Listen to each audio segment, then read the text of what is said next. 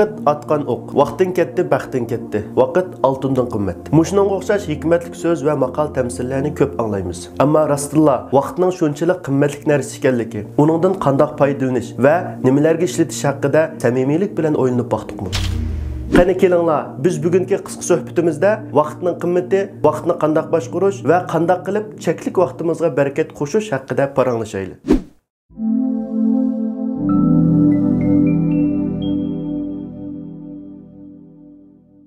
Biz avval vaqtni tunib baqayli. Vaqt degan nima? Vaqtni har kim har xil ta'riflashi mumkin. Ammo hammaga o'rtaq vaqt uqumi bo'lsa, asla qaytishi bo'lmagan, o'rni to'ldirilmaydigan, ishlab chiqarg'ili, zapaslab olg'ili, ko'paytkili bo'lmaydigan, setilmaydigan, faqatla sarf qilinadigan bir narsadir. Vaqtning qimmatini bayon qilgan olim faylasuflarning ko'plagan so'zlarini uchratamiz. Moddizmchilar uni moddaga qiyos qilib, vaqt oltindan qimmat desa, ruhiyatchilar bo'lsa, vaqt baxtdir deb uni tuyg'ularga qiyos qilmoqda. Ammo islom qimmat qarshidagi vaqt bo'lsa, buyuk mutafakkir islom olimi Imom G'azali aytgandek, vaqt hayot demakdir. Uning bu so'zini qiyomat kuni inson tunji bo'lib hayotidan so'riladi degan hadis orqali taxmin aniq tushuna olamiz. Undaqda hayotimiz hisoblanadigan bu vaqtdan qanday foydalanamiz? Balki siz bu vaqtgacha vaqt boshqarish haqida yozilgan har xil kitoblarni, ilmiy maqolalarni, vaqt boshqarish haqida so'zlangan leksiyalarni anglab boqqan bo'lishingiz mumkin. Falon mashhur olimning bu texnikasi bo'ladi ekan deb ba'zilarini sinab boqqan bo'lishingiz mumkin. Ammo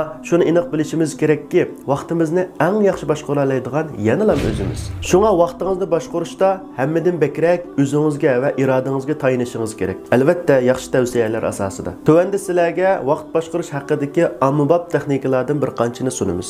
Birinchi, o'zini tunish. Ojizlik o'zini tunimaydigan, qimmatini bilmaydigan, g'oya nishondan yiroq kishilarga ergashadi. O'zining kuchlik ojiz taraflarini, ortiqchilik va kamchiliklarini, ijtimoiy o'rni va kelgusi nishonini yaxshi bilgan va mas'uliyatlarini tunigan odam vaqtini yaxshi o'rinlashtira oladi va uningdan unumli foydalana oladi. Ikkinchi, planliq yashash. Plansiz kishi yo'ldan ezib qolgan odamga o'xshaydi. U mangdigan yo'lini bilmagachga chiqqan bo'ron shamolning ta'sirida yo'linishni o'zgartirdi. Shuningga o'xshashlar plansiz kishi uchragan har bir qiyinchilikda hayot yo'linishini o'zgartirib boqadi. Natijada vaqtini zoya qilib, biror ishdimi natija qozonolmaydi. Uchinchi, muhim ishlarni belgilab olish. Biz xalab xolamay hayotimizda nurg'un ahamiyatsiz ishlarni qilishga, vaqtimizni uningga sarf qilishga majbur bo'lib qolamiz.